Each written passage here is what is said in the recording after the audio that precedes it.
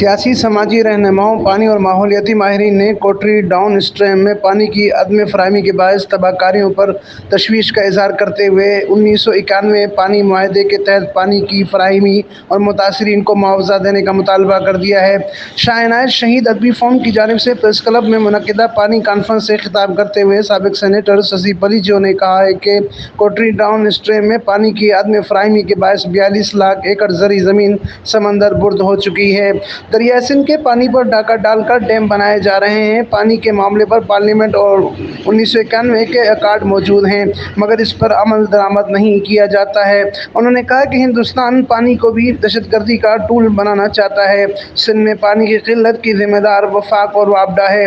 سندھ میں خطرناک صورتحال پیدا ہو رہی ہے۔ 2050 تک کراچی، ٹھٹہ، سجاول اور بدین کا نقشہ بدترین صورت میں بدل جائے گا۔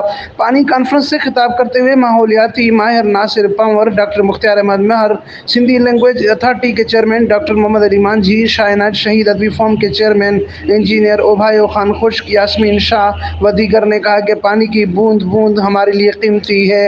گراؤنڈ واٹر پالیسی بننی چاہیے چونکہ زیر زمین پانی کی قلت پیدا ہو رہی ہے۔ انہوں نے کہا کہ رامسر کنونشن میں شامل پاکستان کی 19 جھیلوں میں سے 10 جھیلیں متاثر ہوئی ہیں، جبکہ جنگلات ختم ہونے سے فطرت اور ایکو سسٹم بھی خطرے میں ہے۔ پانی کانفرنس سے ایڈوکیٹ لیاقت جماری، امیر بخش جات، نور محمد تیمور، زاہد اسحاق، سمروش، شہزاد شاہ و دیگر نے بھی خطاب کیا۔ Amin Farooqui, Firestone news network, Thatta, Sindh.